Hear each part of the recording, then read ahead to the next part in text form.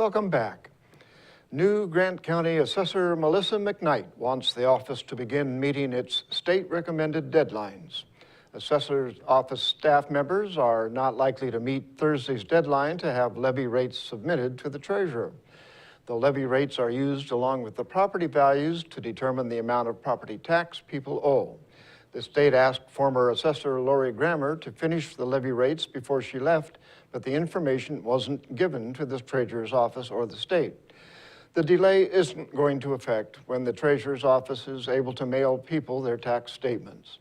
McKnight plans to have 4 people trained to handle levies this year to help prevent delays and errors. She plans to work with the various taxing districts in the county to make sure information is submitted to her office in time as well.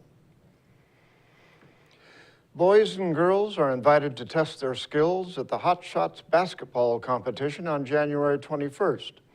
The free event runs from 4 p.m. to 6 p.m. in the Moses Lake High School Maroon Gym. Competitors shoot from 5 hot spots marked on one half of the basketball court. Awards will go to the top 3 finishers in each age division. Boys and girls ages 7 through 14 are invited to take part. Registration forms are available at the Moses Lake Parks and Recreation website.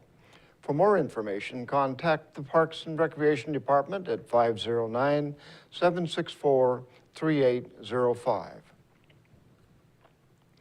In Northwest news, a boy is safe with his mother after a wild ride in the family's stolen car. A thief made off with the car while the 3-year-old was still inside. But all is well now, thanks to quick-thinking police and a tech-savvy toddler. Sandra Yee has the story. Right now, mother and son are back together, but hours earlier, the woman didn't know what to think. She walked out of this daycare only to see someone leaving in her car and her son still in the back seat. My baby's in there. Worry and fear consumed Elizabeth Barrios Let me throw my baby out. as she called 911. But within 20 minutes, I'm glad we found him as fast as we did. she and her son Aiden were reunited thanks to the cell phone savvy toddler. He knows my password. When Officer Mark Smith dialed her number, I immediately called it, hoping to get somebody. the 3-year-old answered. I gave my phone to his mom so she could calm him down because he was really upset. But Aiden was brave too. The thief quickly abandoned the car, so Sergeant Chris Kowalski suggested that Aiden honk the horn. Minutes later, an officer heard it and found him. Can you tell him what you did? Did you honk the horn? You did? Barrios says she always leaves her car running when she drops her infant brother off at this Ogden daycare. She says that won't happen again. Just be very careful, even if you don't think it'll happen to you. It can. Police strongly echo that message. They say this morning they had 2 other reports of stolen cars that had been left running. Sandra Yee, live at 5. A mechanic in Idaho is turning down paid jobs so he can help wounded veterans. Instead of fixing cars, he's using his skills to recondition motorized wheelchairs for wounded warriors. Tyler Berg reports on what the man's generosity means to the local community. No cost whatsoever. Brett Waters could be doing car restorations, but instead he's working on a smaller set of wheels.